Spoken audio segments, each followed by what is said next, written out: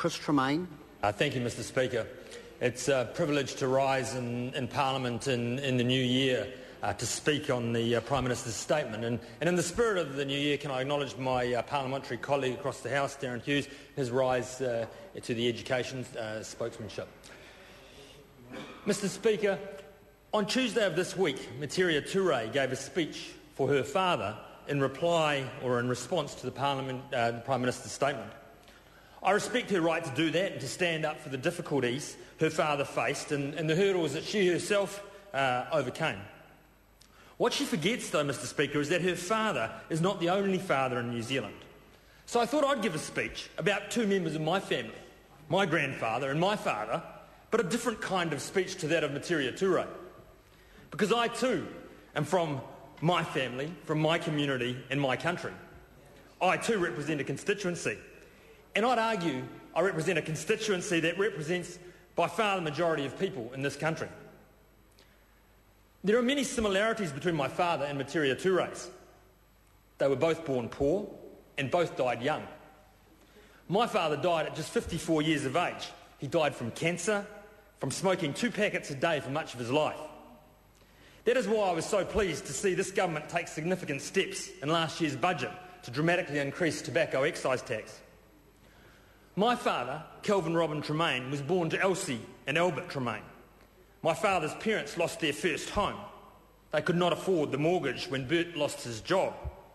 They were hard days when it was a disgrace to be unemployed. But regardless of your qualification, you got employment doing whatever and wherever you could. As a result, they shifted across the harbour to a rental in North Shore suburb of Northcote before the harbour bridge was built. Bert was a skilled worker, Elsie a housewife. My grandparents never drove, they never owned a car. Can you believe that? They never drove, they never owned a car. In fact, they'd be Materia Ture's ideal green citizens, albeit a century ahead of their time. Bert lived until he was 88, grandma to 101. She died just a few years ago. Bert worked until just 2 years before he died. In his final job as a messenger for the Herald, management finally caught up with my grandfather at the age of 86 and suggested to him that a few years' retirement might be in order. Bert was never going to be an outdoor bowler or a golfer. He was a worker, and he died just 2 years later. Mr Speaker, my granddad worked nearly until the day he died. Why? Because he knew that this was the way he could give his family a better life. Bert and Elsie knew nothing else. Fact was, there were no other options. The dole didn't exist back then, and they lost their home. And when they lost their home, it was a disgrace to be unemployed anyway. The only thing they knew was that hard work, that saving and education was the way to a better life for their family, not living beyond their means. The question that needs to be asked today, sir, is how many people who claim to be able to afford to, or not to be able to afford to feed their family in this country, but still manage to find their money to run a car, to have a Sky TV, and to purchase a couple of dozen beers through the week. Despite the tough days of the Great Depression, Bert and Elsie ultimately left the legacy of a mortgage-free home, shares, believe it or not, in Wilson and Horton, a super scheme, but most importantly, they left 3 educated sons with the same work and family ethic. My own father happened to be born with a pretty handy set of skills on the rugby field, but that is not what I want to talk about today. What people don't know is that when Mum and Dad got married, Dad had a £500 overdraft. That was the benefit you got when you played in the All Blacks in those days. My mum paid it off with her entire savings when they first got married. Dad always joked that the only thing he got from 10 years in the ABs was a free Morrison lawnmower and a debt to Mum for the rest of his life. Retiring from the All Blacks, Dad started a business with nothing. Over a period of 20 years, he built it to be one of Hawke's Bay's most successful. I remember he and Mum working way past midnight at home, writing travel tickets into the morning hours. I recall him working Saturdays, running chattels auctions, weekend in and weekend out. After 20 years, he had built the business to employ over 60 people, employing hundreds over 20 years that he was in business. He loaned employees money, ran countless fundraisers for community groups, he chaired committees. My granddad and dad, Mr Speaker, are no different to hundreds of thousands of Kiwis across New Zealand. Hundreds of thousands of workers and business people who get up every day to make their own way in life, to improve the lot of their families, their communities and their country. Many of these people are now retired, many of these people belong to unions, many receive short-term benefits while they look for new jobs, many cannot work because they are genuinely sick or invalided, but still volunteer or contribute to their communities. They are aspirational for their families and for their friends, their kids and their grandkids, and they want New Zealand to be the place where their children raise their own families. These are the people, Mr Speaker, who pay this country's way. They pay the tax that allows the government and all its employees to exist. They pay the tax that allows a first world health system and education system.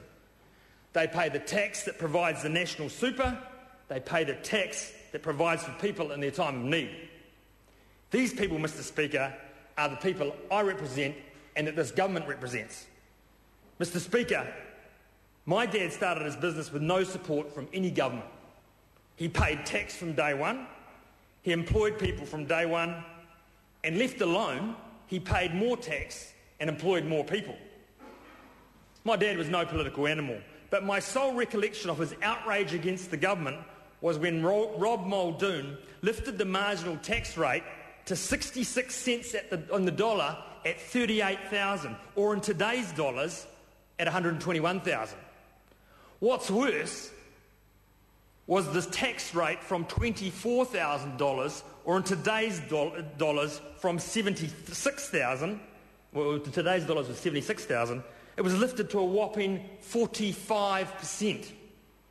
I remember Dad coming home exhausted after another day, throwing his hands up and saying, 33 cents.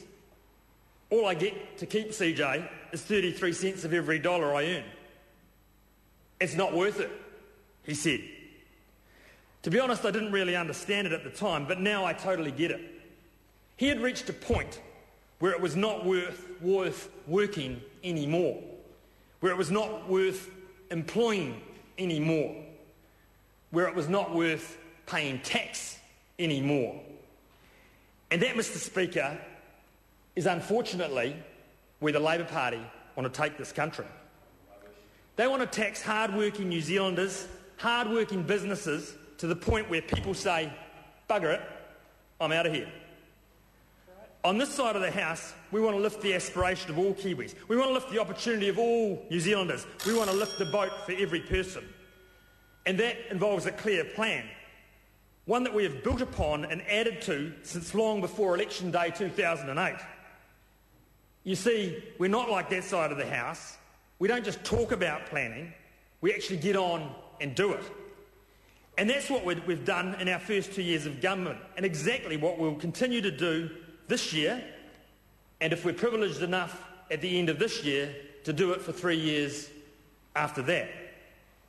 For the planning obsessed across on the Labour benches, our plan involves 6 key strategies: building a better tax system and work environment, building better infrastructure, investing in education and skills, building trade opportunities and innovation, building better governance services, removing the impost of government.